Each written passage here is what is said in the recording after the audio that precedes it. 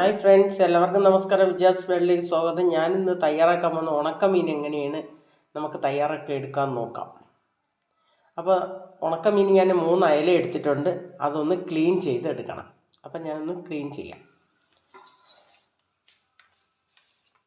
പിന്നെ നമ്മൾ ഇതിനെ വൃത്തിയാക്കി എടുക്കണം. നന്നായിട്ട് വൃത്തിയാക്കി കഴുകി ഇതെല്ലാം കീറി ഇതിൻ്റെ ഉള്ളിലുള്ള വേസ്റ്റെല്ലാം നന്നായിട്ട് കളഞ്ഞ് കീറിയെടുക്കണം. നമുക്കിത് കീറിയെടുക്കാം.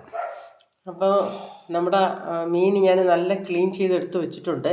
അപ്പോൾ നമുക്കിതിൽ ഒന്നുകൂടെ കഴുകി കൊടുക്കാം. ഞാനിവിടെ ഒരു പാത്രം എടുത്ത് വെച്ചിട്ടുണ്ട്. ഈ പാത്രം ഇതിൽ കുറച്ച് ഉപ്പ് നമുക്കിട്ട് കൊടുക്കാം.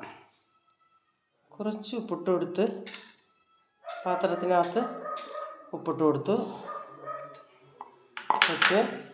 അപ്പം ഞാൻ ക്ലീൻ ചെയ്ത് ഇതേപോലെ ഇതിൻ്റെ അകത്തുള്ള വേസ്റ്റ്, തലയുടെ അകത്തുള്ള പൂവ് ഇതെല്ലാം എടുത്ത് കളഞ്ഞ് വേസ്റ്റൊക്കെ എടുത്ത് കളഞ്ഞിട്ടാണ് ഞാൻ വെച്ചിട്ടുള്ളത്.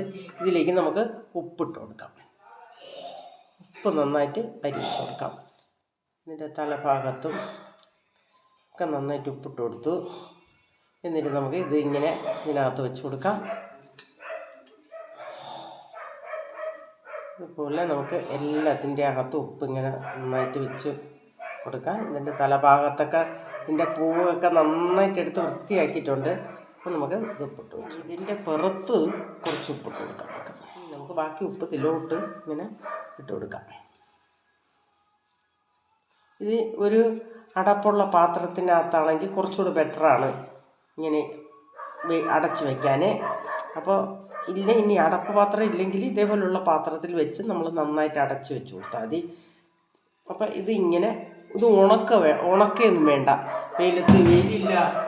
വെയിലില്ലാത്തതുകൊണ്ട് ഉണക്കണമല്ലോ, ഇനിയിപ്പോൾ എങ്ങനെ ഉണക്കും, അങ്ങനെ ഒന്നും ഒരു പേടിയും വേണ്ട. അപ്പം നമുക്ക് ഇതിനെ അടച്ച് ഫ്രീസറിലോട്ട് വെക്കാം.